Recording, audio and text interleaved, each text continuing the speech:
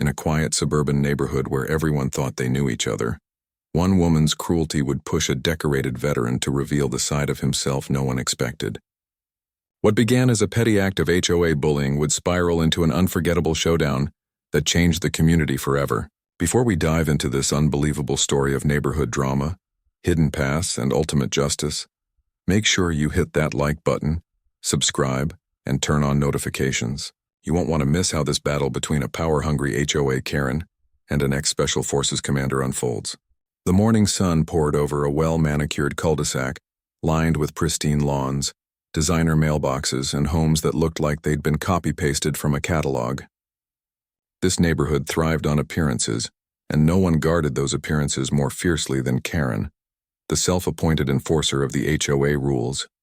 Her watchful eyes scanned every driveway, every front porch, and every person she believed might tarnish the neighborhood's image. She was especially hostile toward newcomers or anyone she perceived as weak. Across the street lived Mark, a quiet, unassuming man whose understated presence belied a life filled with action. Few in the neighborhood knew of his past. Fewer still knew of his training. After years serving in Special Forces, Mark had retired and moved here with his younger sister Emily, who was recovering from cancer treatment. Emily, determined to rebuild her strength, often walked with a cane and moved slowly, her smile masking exhaustion. Karen saw Emily as an inconvenience. She grumbled about her unsightly medical equipment and dragging the neighborhood down whenever she passed. Mark ignored it at first. He wanted peace, a place where Emily could heal and he could rest. But small things began to happen. Snide letters in their mailbox, passive-aggressive notes about lawn heights, and whispers at HOA meetings.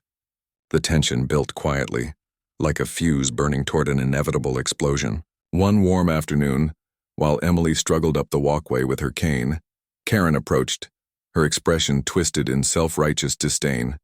She accused Emily of blocking the sidewalk, of violating HOA rules that didn't exist. Emily tried to step aside, her body trembling from fatigue. In one sudden, vicious motion, Karen slapped the cane from Emily's hands. The metal clattered against the concrete, echoing across the quiet street. Emily gasped, struggling to stay upright while Karen stood over her triumphant. From the window, Mark saw it all. In that instant, something inside him, something long dormant, awoke. He moved with controlled precision, his training resurfacing like a tide. He didn't confront Karen then, but in that moment he decided the rules of engagement had changed. As he helped Emily inside, his mind was already calculating, planning.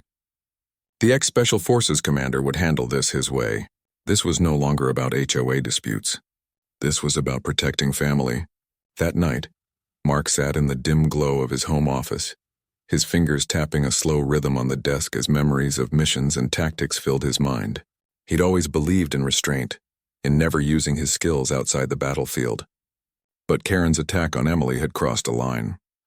He pulled up HOA documents, emails, bylaws, and every note Karen had ever sent. He cataloged her behavior like an intelligence officer building a case file. Across the street, Karen plotted her next move, oblivious to the storm she'd unleashed. She sent more letters, threatened fines, and posted online about problem neighbors. She didn't know Mark was watching.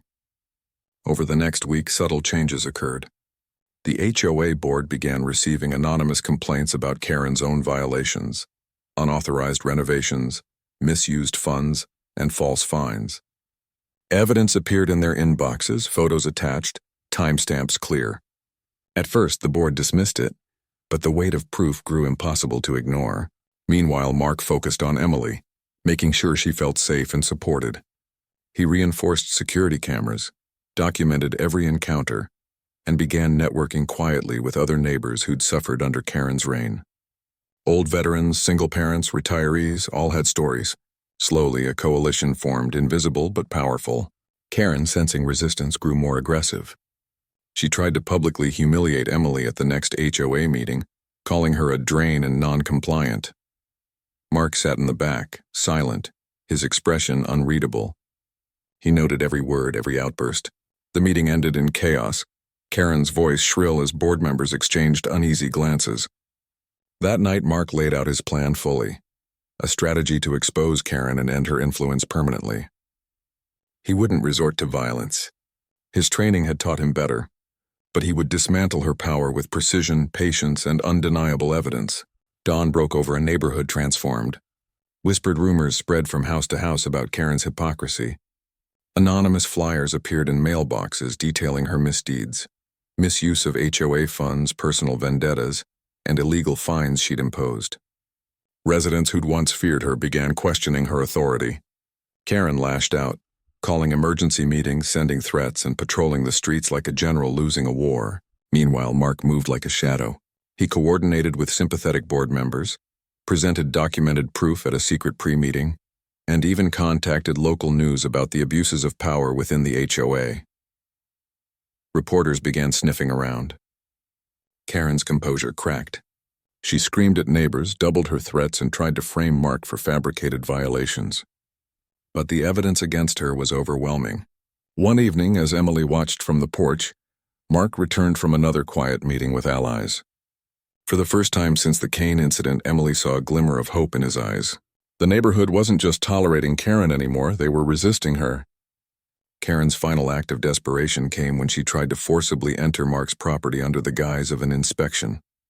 Cameras caught her trespassing, yelling, and damaging property. The footage went viral after being anonymously posted online. Overnight, Karen became infamous, a symbol of HOA tyranny. The HOA board convened an emergency session, not one called by Karen, but one to remove her. Residents filled the room, murmuring, clutching printouts of evidence Mark had quietly supplied. The board chair read out a list of Karen's violations, misuses of power, and illegal actions. Karen sputtered, threatened lawsuits, and accused Mark of orchestrating a coup. But her words rang hollow against the mountain of proof. By unanimous vote, she was stripped of her position, fined, and barred from the board indefinitely. The relief in the room was palpable. Decades of fear dissolving in an instant. Mark didn't gloat. He simply watched, knowing the battle was over. Outside, Emily leaned on her cane, standing taller than she had in months. Neighbors approached her with apologies, support, and gratitude. For the first time, she felt like part of the community. Mark's quiet campaign had not only protected his sister but liberated the neighborhood. In the following weeks, the HOA began to heal. New policies were put in place, transparency improved, and the culture of intimidation faded.